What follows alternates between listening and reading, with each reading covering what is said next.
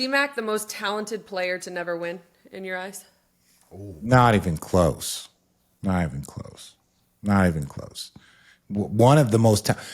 T-Mac's only a year older than me. He was a high school class in front of me. I got to the league and I thought I was athletic. I thought I was fucking this. Like, go Let put us know me how to- good he was. Yeah. put me toe to toe with anybody. And I'm not saying that better than. I'm like, I can hold my own. T-Mac was a different monster. T-Mac was 6'9.5", 6'10", long, handled it like a guard, was stronger than you think, wanted that smoke, had all of the skill, all of the stuff. There's not many people. I'm talking about when I was 23, I thought I was fucking Superman. There was probably only 5 or 6 guys that I felt like could actually jump with me. I kid you not, there was a ball, hits off the rim, pops straight up, me and T-Mac like it was a jump ball. I jump up, go to grab it 99.9% of the time in my life. I have grabbed that ball, high school, college, like that was a chance. T-Mac was a hand over me, grabbed it, and just looked at me. Like trying to make you feel small. He like did That's it. like some Space Jam shit. That's what I'm saying. Because we were both just right there, blah, blah, jump up, like, oh, I got this. And he just swooped it and looked at me because he knew what he did. He was like, oh, you're athletic? I'm different. And I say that with all the respect to T-Mac, but if we start going down the line of people that have never won it, he's one of the most talented players ever, but there is a lot more. There are MVPs that ain't won it. Let's slow our roll. I'm gonna tell you this. To me, it's Charles Barkley, and it's not even close. It's Charles Barkley. It's not 6'5", 6'6", playing the power forward. Charles Barkley was ahead of his time.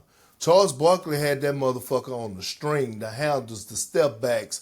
Like, think about what he had to do. I think his career average is like 22 and 11 for his career when it comes down to points and rebounds. And he was going against monsters.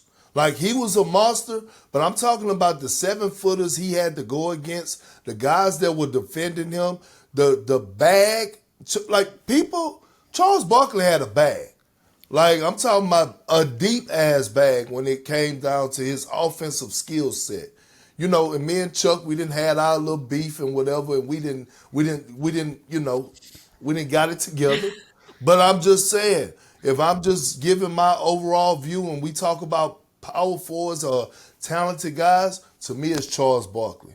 6'4", 6'5", the shit that he was doing at that height, giving people that work. The only reason that he doesn't have a championship is because fucking Jordan was in his way. This is what I would say. Yes, I can see that. The reason why I would pick Karl Malone over Charles is because the level of professionalism that Karl Malone always approached. Karl Malone also had a top 5 point guard, wherever you want to rank him, and John Stockton next to him. Not even getting to the point. No. I'm not. We're not doing that. We're not doing. No, I'm that. saying my mentions. I'm tired of my mentions blowing up over this. This is what I'm saying. So when I look at Karl Malone with Charles, when he was in Philly, he was in and out of shape, and then he would, some of his, off the court partying that we knew about, and we, throwing guys. I'm saying Charles was a rebel. He's not a role model, so I'm not taking shots at him. But I'm saying when you look at a guy like Karl Malone, who trained for 8 hours a day, he played for 19 years, he was second in scoring, and if his body would have held up, he probably would have been the all-time leading scorer. So from when I look at the best player to not win a championship, I'm going to put Karl Malone as number 1 just because his professional approach was trying to maximize every bit of his talent for a lot of years. That's why his longevity was greater. That's why his health was greater. That's why his consistency was greater in Karl Malone. So when I say that Charles is talented and all this stuff, but for a guy like Karl Malone who was running hills and doing all that stuff every day, trying to maximize it, versus a guy like Charles who had a bit of a reputation of a go out, play, talent guy, Karl Malone was about his business. He worked his ass off and just wasn't able to get it down.